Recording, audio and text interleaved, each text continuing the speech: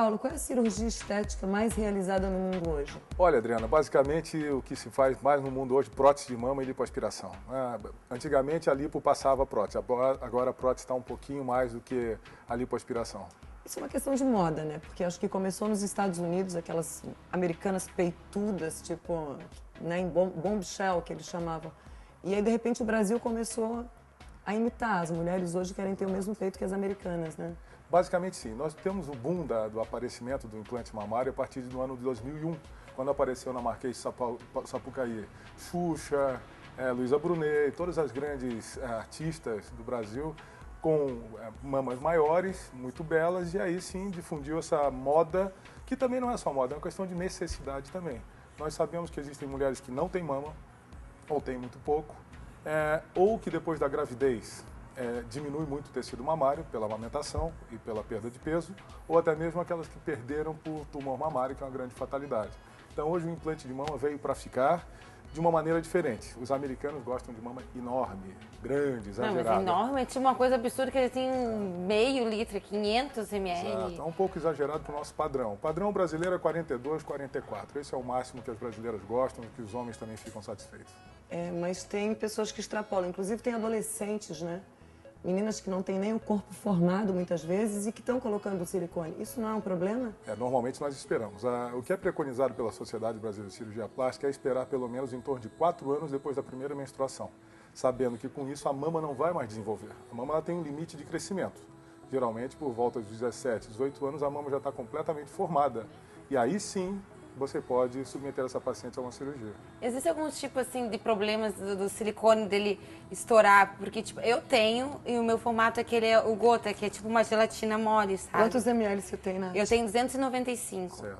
Então, tipo, ele não é aquela prótese dura assim que fica aquele desenho de silicone, ele fica o caimento normal do seio. Certo. E existe algum problema de estourar? Tipo, como o meu é líquido assim, não é duro, não é uma tipo na de verdade, deve vazar. ser gel, sabe, Nath? É muito difícil ser um silicone líquido e também não existe silicone sólido para esse tipo de uso. Normalmente se usa silicone gel. O formato da tua prótese é um formato anatômico, na qual é muito pouco usado no nosso país, porque o formato anatômico, ele é uma prótese fina em cima e mais gorda embaixo. Tipo, eu peguei assim a prótese que a gente vai no médico, ele fica assim, tipo uma gelatina, assim, tipo, tu pega assim, ele cai a gota, tipo, fica no formato de gota, né? Exato. E tem a prótese dura que tu pegava, ela vai continuar naquele mesmo formato. Tá, qual a diferença? Uma é feita com gel, outra Não, é feita todas são com... feitas com gel. Mas Toda não tem prótese que é de sal, uma coisa Exatamente, assim? é a solução salina. Quem usa mais isso são os americanos, porque veja bem, como é que você vai entrar com uma prótese 500, 550 ml numa incisão muito pequena, seja pela areola mamária ou pelo sulco mamário? Não entra, é quase impossível você colocar. Então os americanos eles usam normalmente uma prótese vazia, na verdade é um invólucro de silicone vazio, colocam na posição e depois enchem com solução salina, que é soro fisiológico. Aqui no Brasil, não. Então é líquido? É líquido, exatamente. No teu caso, com certeza, não é líquido. Não, o meu não é líquido, porque o meu eu vi a prótese. Silicone gel, exatamente é o que a gente usa aqui no Brasil. E essa prótese salina, ela apresenta algum risco, algum problema, não? Olha, ela é um pouco mais mole, por isso geralmente se coloca atrás da musculatura. Já os implantes de silicone gel, nós podemos colocar com tranquilidade à frente da musculatura. Como é que se define o tamanho de um silicone para mulher? Tipo assim, por que números a gente coloca, sei lá, 150, outras 300? É o tamanho dela, da mulher, a altura? São vários fatores, né? Claro, o porte da paciente, da mulher, ombros largos ou muito alta, mas o que define realmente é o próprio design e as próprias dimensões da mama, tanto em largura quanto em altura. Porque a maior queixa das mulheres é a perda do polo superior. Ou seja, todas que gostariam de ter o quê? A mama cheia aqui em cima. Aqui, nessa parte aqui de cima. Exatamente, que é o que vai perdendo com o tempo. A partir dos 20 anos, nós já vemos uma evolução da mama. Por volta de 30 anos ou gravidez, nós temos cada vez mais a perda do polo mamário. Quer ver? Gravidez. A primeira estraga, como eu sempre brinco com as minhas pacientes, o segundo filho dá o golpe de misericórdia e o terceiro detona mesmo. O outro só por Jesus. Então, exatamente. Então, o que você tem que fazer? Você tem que tentar devolver recheio, devolver conteúdo a essa mama. Então, levando em consideração as medidas de lateralidade, de altura, você tem mais ou menos um volume que vai ficar adequado para encher aquele espaço vazio. Porque o que acontece? Sobra a pele e diminui recheio. Então, eu tenho que colocar novamente algum tipo de tecido ali dentro, no caso o implante mamário, para poder resolver o problema. Quanto tempo demora uma cirurgia para colocar silicone? Certo. A cirurgia hoje, na mão de bons cirurgiões, em torno de 1 hora. 1 hora. sabe? 1 hora e cerca de muito 2 horas rápido depois. hoje, né? É muito tranquilo, cerca de 2 horas depois o paciente está em casa. Mas é anestesia geral. Anestesia local, uma sedação. Geralmente nós usamos uma sedação. Local? Local, o paciente recebe pelo anestesista, sempre trabalhamos com anestesista em ambiente cirúrgico, nada de fazer cirurgia em locais que não são apropriados.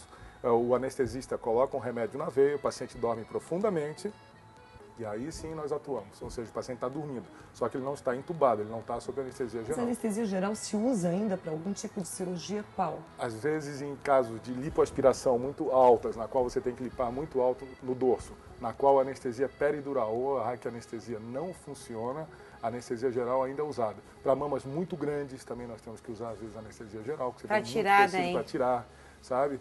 E se usa assim, é uma anestesia muito segura, sabe? Muito segura. Existem mulheres que procuram um cirurgião hoje para diminuir o seio, não? Deve ser muito raro, né? Porque a moda é grande. Mas nós temos hoje pacientes de várias idades que possuem mama em torno de 48, 50, mamas muito densas, muito pesadas, que acarretam até mesmo alterações na coluna cervical, de ombro, e que são inestéticas. Você pega às vezes uma mulher muito bela de corpo, mas com uma mama extremamente grande, que traz um desconforto, não dá para usar roupas belas como a de vocês, não dá para ir à praia com um biquíni bonito, então ela realmente opta... Mas já vira uma coisa mais pra saúde, né? Sem dúvida. E também você tem que pensar que isso causa, ao longo do tempo, estrias na mama, dor cervical, dificuldade de realizar exercícios físicos. Então é um problema muito sério, né? Então, nessas horas, elas preferem ter mamas diminuídas, no caso, e ficar com cicatrizes. Mais que é muito confortável mais vantajoso. do Com que... certeza, com certeza. Imagina. E sobre cicatriz hoje?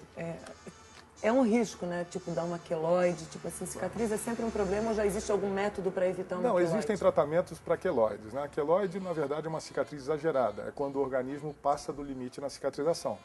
Então, o que acontece? Você pode, quando o paciente já tem tendência a queloide, você pode tentar tratá-lo logo no pós-operatório. Só que muitas vezes nós trabalhamos sobre pacientes que nunca tiveram nenhum tipo de incisão, nunca tiveram, às vezes, nenhum machucado de infância. Como vai ficar então, não sei. cicatriz. Nós avisamos que pode dar, está anotado que pode dar, né? E se por acaso ocorrer, nós temos como tratar a base de corticóides até a base de radiação, radioterapia. Mas queloide já não é uma coisa meio genética, assim, já não vem? Nós sabemos que o queloide está mais relacionado, né, à raça. Nós sabemos que orientais e pessoas afrodescendentes têm maior tendência a terem queloide. Isso é sabido, está na literatura, exatamente. Nossa, porque eu botei o silicone, acho que eu tinha uns 20 anos, mais ou menos por aí, e hoje eu tô com 25. E ao ano passado, eu peguei e fiz uma cirurgia que eu tirei 3 nódulos. E eu fiz pela auréola, a metade ali, né? Que eu botei silicone. Daí eu falei pro médico, eu disse assim, tenta fazer pela mesma cicatriz, que eu não fiquei com cicatriz nenhuma. E 1 mês depois, não tinha mais cicatriz, tinha um pouco, tipo, onde foi o corte, tava um pouquinho mais escuro, mas tá desaparecendo. Tem uma cicatrização ótima. Qualquer cicatriz, Nossa. Nath, ela leva mais ou menos até 1 ano e meio para ficar perfeita. Isso é uma coisa histológica, isso independe do cirurgião. Claro que existe muito de genética, tem pacientes que têm a coloração da cicatriz muito melhor, mais rapidamente que outras. Mas sabemos que a cicatriz passa por esse processo de ficar cor-de-rosa, avermelhada, até vai clareando paulatinamente até mais ou menos 1 ano. A minha escureceu e depois foi clareando. Normal, depois clareia, até cerca de 1 ano e pouco. Isso Eu sempre achei é que ia normal. ficar tipo assim, um sorriso no Tite, assim, sabe? Sorriso A natureza tem seu preto. tempo, né? A gente às vezes quer apressar, usa pomadinha, o que eu posso fazer para apressar? Você só pode fazer uma coisa, se cuidar, usar alguns cremes hidratantes ou alguns cremes próprios para cicatriz e rezar e ter uma boa genética, porque o resto a natureza faz sozinha. É outra coisa que não pode é pegar sol, né? Sempre que faz uma cirurgia... Não se deve, nos primeiros meses, expor diretamente a cicatriz ao sol. Se você estiver com uma vestimenta, biquíni, Já short, tapa, né? é o suficiente, ou mesmo até o esparadrapo em cima. Uma vez eu fiquei sabendo, desculpada, uma vez eu fiquei sabendo, não sei se isso é verdade, se isso é mentira, mas a gente pergunta agora, né? Que uma vez eu tava falando com um médico, não sei o que, e daí eu falei assim sobre relação sexual com silicone, né? Que às vezes os namorados da gente às vezes se entusiasmam demais. E daí diz que uma vez, olha só, diz que uma vez uma guria tava lá e o cara dele afofar a chite dela, aí diz que virou o silicone. Tem como isso acontecer? Tem como virar, sim. Já imaginou? Nossa! Porque o que acontece? O implante, na verdade, ele não é fixado, não existe nenhum ponto fixando Ele o fica implante, solto ele aqui fica dentro? solto dentro desta cavidade. E às vezes, com o passar do tempo, a paciente pode emagrecer um pouco ou sobrar um pouco de espaço e dependendo aí da profundidade do ato, né? Do rally rola, como o pessoal fala, pode virar. Já tive pacientes que chegaram apavoradas na segunda-feira no consultório.